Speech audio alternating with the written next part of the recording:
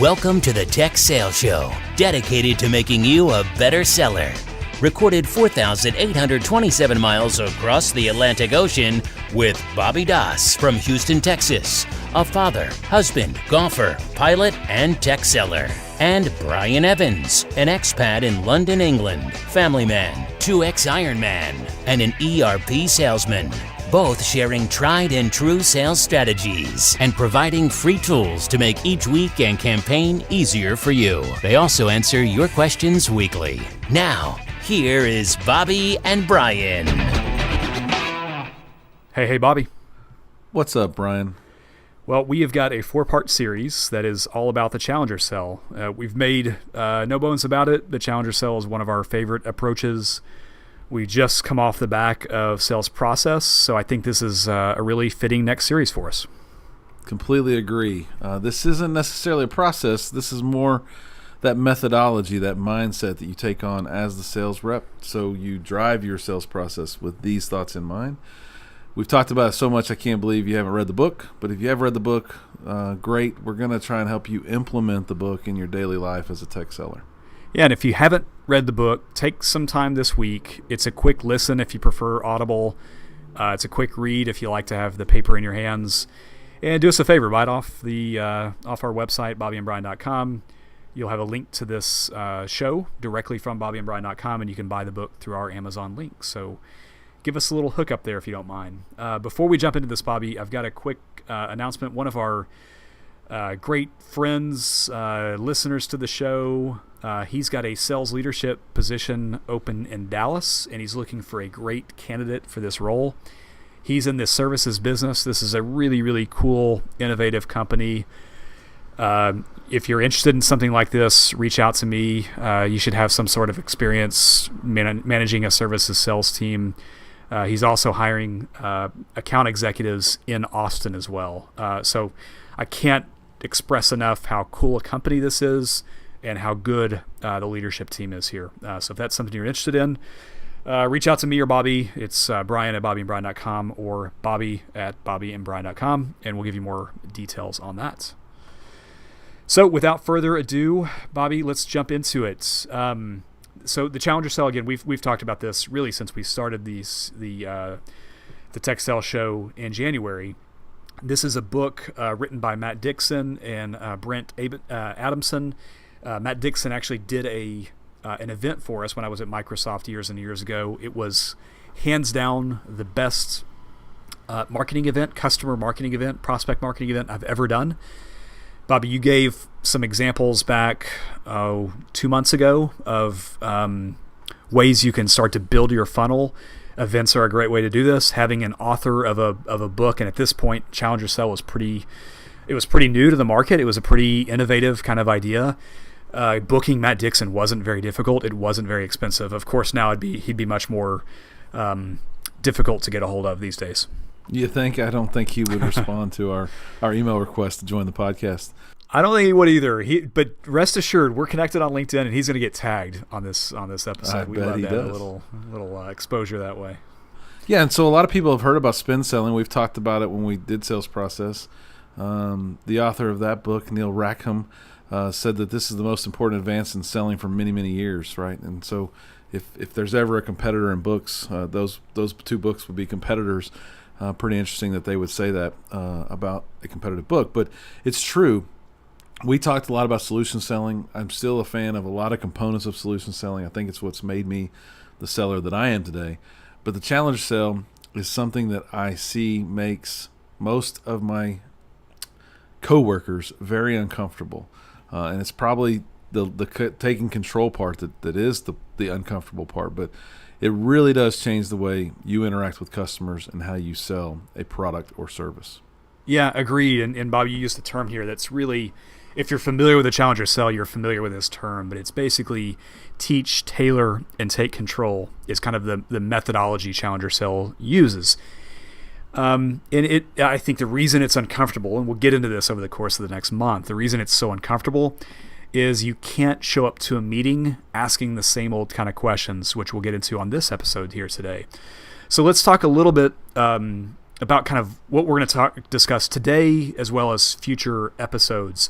We are going to cover kind of the blocking and tackling, like you said, Bobby, about what, kind of compare and contrast this to spin seller. We're going to talk about the solution selling process today. We're going to give an example of this as well, so you can kind of start to have a feel for what this approach means to you and how you could start to use this in your own business today. Next week, we're going to talk about the challenger approach in a bit more detail and talk about kind of the traditional sales personas. So maybe you're somebody that is like, you're known for being super responsive and on top of all the customer takeaways, right? Maybe that's who you are, and it's made you really successful. We're going to talk about how you can use that to take things to the next level. And we're going to finish that episode with kind of 6 ways to take an average rep to a great rep by using the challenger approach. Then, Bobby, we're going to talk about the teach part. That's really the getting really in depth into the first approach to the challenger sell. So how do you teach your customers? What things can you start to learn and work on today to be a good teacher for your prospective customers? And then finally, we're going to wrap it up with tailor and take control, and we'll kind of summarize the 4 episodes past that. So tailor is basically, I don't know, Bobby, how would you describe it? You're basically kind of taking a message that may work for one industry and then tailoring it for the rest of the industries. Would you describe it that way? Yeah, or maybe aligning with my concerns and or issues that I'm currently having with my business. Let's assume I'm in IT and I have a lack of people able to do it. Then any value point or benefit that I would describe around my product or my service would be something to help the customer realize they could do it with fewer people. It will benefit them in that way. They don't need to add a head count. I would be tailoring it to those things that are going to resonate with that customer in their current situation so that it seems like a better choice for them to move forward with. And I'm not just saying, well, it's going to cost less, you'll get more of this than that. I tailor the conversation to be part of what they're up against in their current state. Yep, that's a great way to put it. And then finally, take control. This is really probably closest to sales process, sales approach. The challenger sell is really all about, it's about an innovative approach to customer engagement. So you, in order to kind of finish this methodology through, starting a conversation is a great approach, but you need to be able to finish an intelligent conversation and then have an intelligent approach to what next steps you should take in the sales process. And that's really where we'll finish the challenger sell, and then we'll kind of summarize all 4 episodes as we finish this up. So, Bobby, as you mentioned, like Spin Selling, the book that Neil Rackham wrote years and years ago, Challenger Sell researched 6,000 salespeople, 90 companies across all industries. But make no mistake about it, this is very much technology sales written. It's kind of written towards the tech seller. The Challenger Customer is also kind of the follow-up book to this. It's also worth reading. It's a great read and great approach as well. It's really about it's really taken these 6,000 people they've interviewed, the 90 companies that they've talked to, and they've determined characteristics and approaches that have made salespeople successful. So it's proven again and again and again. And it's kind of provided a good roadmap for selling more effectively. These guys also now, CEB is an organization that they both used to work for. They don't work there anymore. I think they've split off to their own company, but there's now this whole cottage industry of companies that will take this approach and teach it to other companies. So, Bobby, I know I've been taught this at Microsoft. Were we there at the same time? No, I think this came afterwards. I think when they started to implement it, you actually sent me an email that said I was a challenger when being a challenger wasn't so cool. Yes, indeed. And have you worked at companies that have implemented this since? At Dell EMC, we definitely have a flavor of challenger sale with a little bit of a different sales process behind the scenes. But yeah, we teach it to our employees today, try and share and resonate the thought processes. It is not something that we're bound to, and not something that I think the leadership team drives in every aspect of the sales cycle. So it's one that's kind of more ad hoc than it is a reality day in, day out. Yeah. I think that's a big thing about all these episodes, right? We don't expect everyone's going to take up all of this, but it's about getting nuggets out of it. For me, I just got a lot more nuggets out of the Challenger Sell than I did any other sales book. I enjoy reading sales books. 1 out of every 10 books that I read is probably a sales book, but I can't handle sales book after sales book after sales book. But this one really resonated for me. And I think one of the big things I took from this, the biggest aha moment for me is that their stat is that 20 to 30% of reps won't be able to successfully transition to the challenger model for a number of reasons, right? Some people have been, they've kind of made their way in the industry by being the most responsive person over email to a prospective customer. So, Bobby, we've used the example all the time to where a customer says, I need a quote for this commodity, whatever commodity is. We kind of pick on printers as the commodity, and they're like the fastest person. They provide a cheap quote and they get that order, right? And they think that's success. And those people, unless they kind of really are able to digest and implement Challenger Sell, that'll eventually be phased out. So they won't be able to survive this transition that's happening very slowly in the B2B sales space. No doubt, and there's others that kind of fits into one of the categories we're going to talk about as it relates to the Challenger Sell. But I see a lot of people who today are driven by their existing relationships with their customers, and they don't want to do this methodology or this sales approach because they think that relationship's so important to them. And I'm a relationship guy. I do care about people, and I care about birthdays and anniversaries, and I try to stay in touch and all those things. But I don't think a customer owes me anything because I've been there for them over the past. So not every rep's going to let go of everything.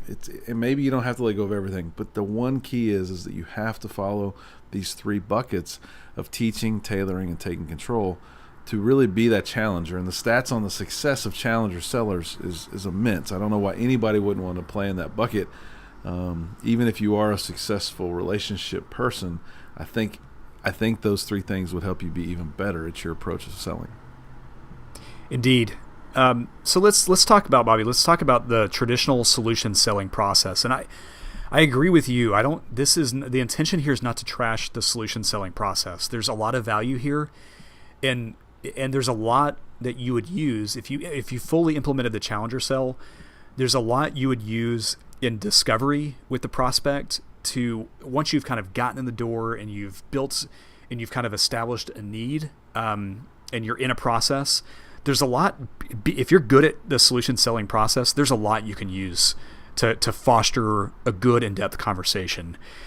But what I do think, and I think the research proves this, is that gone are the days of opening a conversation with, so Mr. Customer, tell me about what your biggest pain point is. What keeps you up at night? That way of opening a meeting is, if it's not dead, it's dying. There may be some like remote regions to where customers are not fed up with that. But if you're selling in a major markets, that methodology, that process, that opening question, not bringing something to the table, not listening to our first series. For some of you, this is stuff you already do. But for meeting preparation and coming to the meeting with something intelligent, you're going to get laughed out of the room, or you're going to get, in Cherie's, in her interview, there's not much that they're going to want to engage with you on. No doubt. And that was such a great episode last week. Really appreciate her doing that. Indeed. There's all kinds of questions. I think, can you tell me about your business? How many people waste 30 minutes of their meeting on that question? What keeps you up at night? I like the one I hear a lot lately about, what would you wish you could do now that you're not able to do? Like their product's going to fill that bucket, and they'll spend whatever it's going to take to do that, right? And I'm sure you guys have many more questions that you've heard that suck or just average at best, right? Let's pivot on that note and become challenger sellers together. Agreed. So yeah, so really the traditional solution selling approach is opening with a question. It's, Bobby, let's say that you ask that question, you ask the question, what keeps you up at night? They say, let's say they play along with you, because they will, right? The most customers or prospective customers are not going to be a jerk to you and totally shut you down in that meeting. I do think more and more prospective customers are getting that way. Not that they're being a jerk, but they're being more maybe discerning with their time. Mm-hmm. You open with that. They say, my biggest thing that keeps me up at night is the stability of this application. we've been running this core application for X number of years. It's on ancient equipment. It's been written on a code line that's 15 years old. I'm concerned that this application is going to go down. And then you follow this process of controlling the conversation. Well, is that because, you can't make easy changes to this application because it's on an ancient code line and the equipment that the application's running on is not on the latest hardware? And, as you grow as a company, that application is not scaling.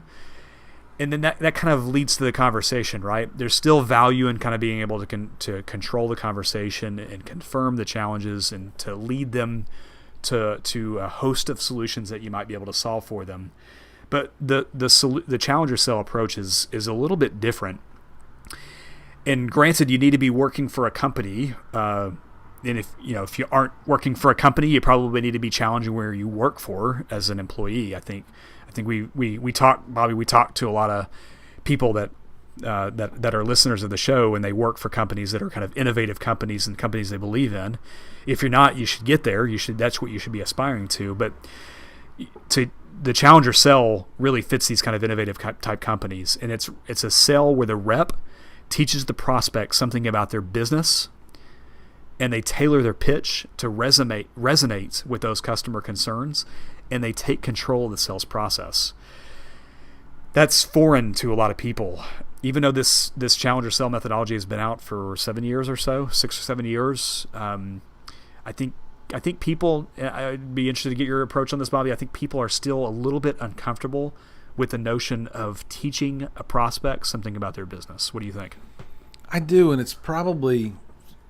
the problem probably lies mostly in sales management. Sorry to all the sales managers that are out there that are listening that might take offense to that, but it is the manager not helping the sellers understand how to build their funnel. And if nothing else that I hope you get from this first episode is that, the challenger sale will help you move all your deals through that funnel. So getting a quote request is not a strong opportunity. It is the weakest of sales opportunities. So you need to learn how to take and build the funnel with quality opportunities that you're creating because you're teaching your customers. So use the example of having an enterprise rep.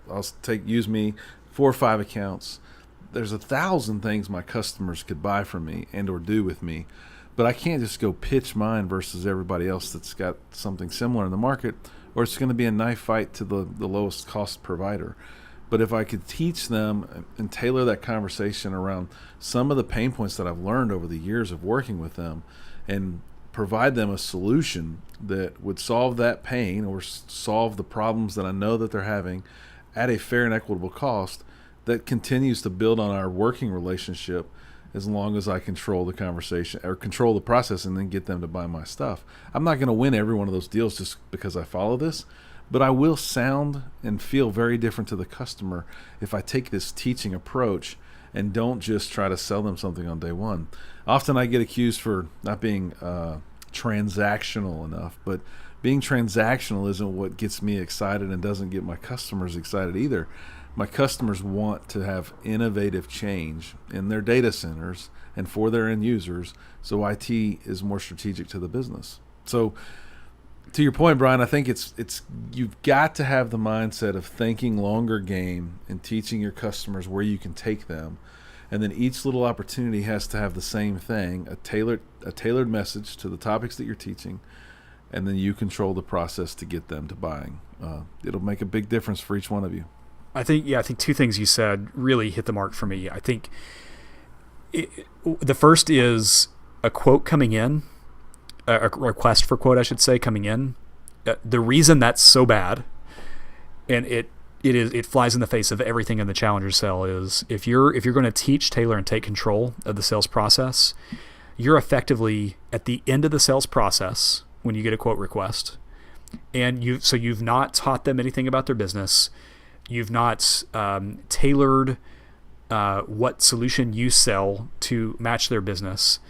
They've taken out every opportunity for you to differentiate yourself. The only opportunity you have, unless you break their process, is to compete with a lower quote on something they already think is a commodity. So you need to get out of that opportunity, or you need to break the sales process, and we'll talk a lot in this series about how to do that. Well, I tell this background story to everybody all the time, and I just don't think they all believe it. But people that we're working with, that are customers, that are buying our goods, buy the exact same way we buy stuff in our personal lives. So just recently, I bought a truck, and let's just role play that for just one quick minute. I went out, I looked at a bunch of trucks. My wife and I did it on Sunday because we knew they were all closed. We didn't want to see any salespeople. Of course, we take the approach of doing what we wanted to do. We went to truck dealerships. I didn't go to a bunch of car dealerships. I wasn't interested in a car. I wanted a truck. So we went to 2 or 3 truck places, visually saw the ones we kind of liked. Then I went home and did a bunch of research online, right? I knew what prices were. I kind of had a ballpark idea. And then I used a service. Many of you probably have heard of these type services, but I told everybody in the Houston area that I was looking for a truck and to give me their best price, and it had these things I wanted, right? So I already knew most of what I wanted. And so I got like 100 emails the next morning. We're ready to help you. Here's our best price. Quote, quote, quote, quote, quote, quote. They were all responding to my quote request. Ultimately, I had a bunch of better ideas on what the pricing was, but I went to a dealership and they actually taught me something. And I probably didn't get the cheapest truck, but I got a lot in that truck that I wasn't planning on getting, and the values were there. I ended up buying a much larger warranty. I thought the sales rep did a lot more than get me and her manager to race to zero, right? And customers are just like us. They're going to buy the same way. They're going to have done their research. They're going to have a really good idea what they want, and they're going to pay more if they get more value. I know they will. But Bobby, you didn't buy from the person that responded to your email the fastest, your request the fastest? I never responded to a single email. What about the cheapest price?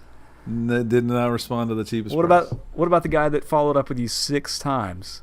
Most of those were in my junk mail, so I didn't see all of them. But they're all the points that we're trying to make, people. You cannot win a deal with an email, and if someone asks you to give them a quote, you're probably providing them Zippo value. There's something else you said, Bobby, and when you talked about the uniqueness of the Challenger set, you talked about you kind of got blamed for maybe not being transactional, and that's something you're not interested in. I could not agree more with you. And it goes back to how I kicked off the episode, or the section here. If you're in a job to where the Challenger sale won't work, well, 2 things. First, I would challenge you to determine if that's actually true or not. Are you fed up with your job and you're kind of looking for a reason to leave? So if that's you, be self-aware to know that. If not, if you're working for a pure commodity type play company and you're sick of your job, this is probably why, is because you're not able to bring an intelligent conversation to differentiate your wares. So if you're not able to do that, then yes, it is going to be boring. It's going to be it's going to be difficult. But I would challenge people that may feel that way to think about, is it because the company is not providing you with the kind of assets you need to teach your customers? And again, we're going to get into all this in future episodes in this series. But that's something you need to be reflecting on, I think, in this series. This uses a method called commercial teaching. And just because we're going to be referring to it through it, we'll kind of define that. Commercial teaching is a sales approach where the rep teaches a prospect on how to think about their commercial needs. You gave an example about when you bought a truck. It could be whether you're buying a truck, buying a house. We have all dismissed someone. I'll tell you a great one for me. We get knocks on our door here in Windsor all the time, as the rest of the world does too, of people trying to sell products. I open the door. If I open the door at all, I open the door complete skeptic. I'm uninterested in somebody knocking on my door and selling me something. However, I've changed in 2 areas. We have fresh flowers delivered to our house every Monday morning at 9 a.m. And it's because a guy knocked on my door and kind of taught me about why buying flowers from the grocery store is a terrible idea, or from the local florist is a terrible idea. And he taught me about the freshness of it, the prices of it, just the process of buying them and bringing them home. Has changed my approach, and I'm now on one of those. I'm suckered in, Bobby, to one of those subscription services that I love now. You'll probably pay for that for 3 years when you get back to the States too, dude. Just because you forgot. Totally. Another one is fresh vegetables and fruits. Anyhow, it is teaching a prospect on how to think about their commercial needs. That's what the Challenger Sell is all about, and it's all about commercial teaching. I thought, Bobby, we'd finish up this episode by giving an example here. Bobby, you and I both came from the days where Microsoft made the transition from selling on-premise Exchange to Office 365, which at the time was terribly named. What was it? You remember the name of it? BPOS, baby. BPOS. Business Productivity Optimization Suite. Yeah, something like that. Yep. The terribly named BPOS, maybe even worse, Office 365 named product. I think they're even regretting that. I think there's been some extra internal stuff that's been exposed, but it's an amazing product. It doesn't take away from the engineering of this product. It's really an amazing tool. And Bobby, I remember Steve Ballmer in one of our sales kickoffs saying that this is when we were at Microsoft at the time, we are going to host Energizer's email. And I remember thinking, that is maybe the silliest thing I've ever heard. Why would we, Microsoft, host Energizer's email? Didn't make any sense to me at all. And this is the time where Gmail was kind of starting to come up a bit for outsourcing corporate email. So, Bobby, I think this was kind of my first introduction and kind of a new approach to a sales process. Using the old solution selling process wouldn't have worked as well here. So even though Challenger Sell wasn't a thing here, this is where we talked about both you and I kind of being Challenger Sells before this was a formalized methodology. So I think the point of hosted email... Real quick before you jump into that point. I do think solution selling would have worked. It might not have been as effective to get as much of the work that you would have wanted as a Microsoft rep. So in those days, we might have got a division, a branch office. We might have got remote email, maybe not corporate email. We would have got pieces and parts with a solution selling approach.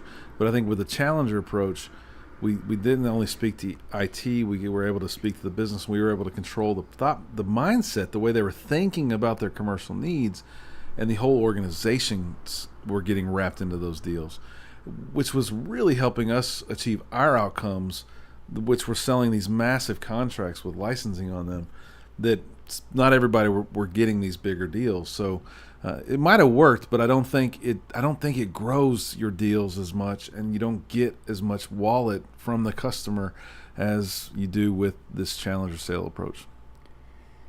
And that's I think that fits really well into this because and not to get too deep into what BPOS or Office 365 was, it was in part though a solution for hosted email, but that was only one piece of it. We were selling a much broader solution. So you're right.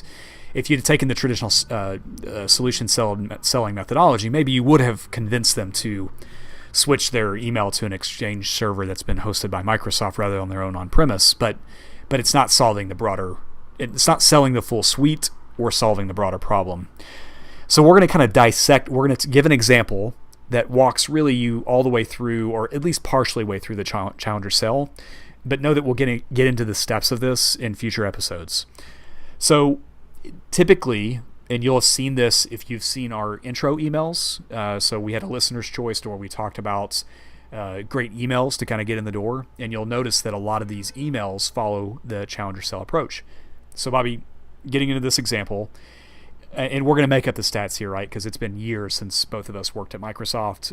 So all these numbers and percentages are made up here. So you want kind of a flashy introduction to this. So maybe 62% of our customers tell us that managing an email server is unstrategic to their business. Maybe you make that number 92%. Maybe you make it 96%, right? You want some sort of bold assertion or statement that is indicative of the market that a customer would look at. And maybe that wasn't what they woke up thinking about in the morning, but they do, when they see it, it resonates with them and they say it's true. You're right. Managing an email server is completely unstrategic to my business. I also think that we could, in those days, we would talk a little bit about reliability and the fact that people that were hosting their own email were having more downtime than any of the hosting companies, maybe even all the hosting companies combined. Security was a big threat. There's no way a single IT shop can have the level of security, specifically back in those days, where they were better secured, more secured, had some compliance things knocked off their list than a big hoster like Gmail, or maybe what Microsoft was starting to introduce in those days as well. So lots of things that you could really teach in just a few statements to a customer if you stayed away from the big elephant that I'd like to replace your email with a service. Exactly. And what we'll continue to talk about through this series is you don't want to lead with the product, you want to lead them to the product. And that's really what you're saying, Bobby. It's you're not telling them, hey, host your email with us. What you want to do is say, hey, doesn't on-prem suck? Isn't this a terrible way to manage something that's not a competitive advantage to your business?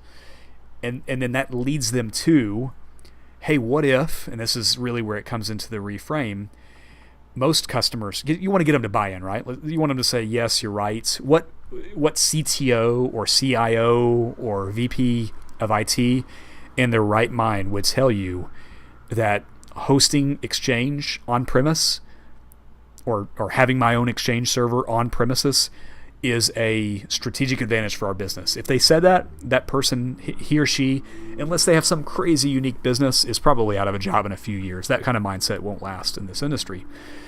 So it's a very obvious yes, but it's a problem they probably haven't considered or even thought about. And what your aim is in the next step is to reframe it and kind of lead them to what your solution is. And in Microsoft's solution, this was BPOS, or what's known today as Office 365. So you'd say something like, yes, we hear that a lot. Most customers tell us it's tough to put together a business case every 3 or 4 years to upgrade an Exchange server. There's always risk. There's always cost with upgrading these servers. The business always feels like it's this kind of one-time injection of, a benefit of a new product, but then it's out of date in 3 years. You know what? Our email's fine. I can send and receive email. Let's just not upgrade Exchange this time. You kind of get them. You kind of continue to push them towards something that you're offering here. So, what's interesting is, what if you could offload this service, Mr. Customer? You could have, you don't have to deal with these upgrades anymore. You could have a more reliable service. You don't have to lift and shift your old environment anymore. You have unlimited storage and archive. And you could have a lower total cost of ownership over the course of, 3 years, 2 years, 5 years, whatever that TCO is that you're able to help them achieve. That's really what you want to lead them to, and that's what the reframe is all about. And who could really argue with that? I mean, they have to explore that, or they're not doing their business any justice if they're not even exploring something that would sound that dang good. But if they were just responding to a quote request, or saying, or sending out a quote request, you're not going to be in the same position. If you do say this, and you get them thinking, and their wheels are turning, and they do bring other people in to talk about it, they won't forget that you were the one that brought it up, that you guided them to the way of thinking about their commercial needs, and you're probably going to be in the driver's seat throughout the process as well. And it's got to have resonance to it. We talked about this before. Resonance is what makes it valuable and interesting. You're going to get delegated to the people that you talk like. So if you talk like someone that doesn't have experience, and you're trying to reach out to a CIO or a VP of IT, you're going to get delegated to the director of IT or some engineer on their staff. So it's got to be a strong, sharp message that you bring to the table and that you're teaching your prospective customer. So with that, we're going to wrap up. Just a quick reminder, if there's any interest in this career opportunity that one of our close friends of the show has, reach out to myself, Brian at BobbyandBrian.com, or Bobby at BobbyandBrian.com. Reach out to us. We'll get you more details and put you in touch with them. And then, Bobby, to just kind of recap on what we're going to cover in future episodes, the next episode is all about the Challenger approach. That's really kind of the first few chapters of the book. Then we'll talk about teaching for differentiation. This is a key piece of it, so we're going to cover this all on its own. And then finally, we're going to wrap it up with tailoring the conversation for resonance, so making it valuable and make sure it meets the expectations of your prospect, and then really take control of the sales process. If you haven't read the book, go get the book. Go to our website, read Brian's review of the book. Click through from there to buy the book. Give us the 20-cent referral fee from Amazon. We would appreciate it. And always remember, average is the enemy. Don't be average. I believe average sucks. And until next week, thanks for listening to the Tech Sales Show. Thanks, everyone. Thanks for listening to the Tech Sales Show with Bobby and Brian. Subscribe to their email list by going to bobbyandbrian.com and follow them on Twitter @BobbyBrianSales.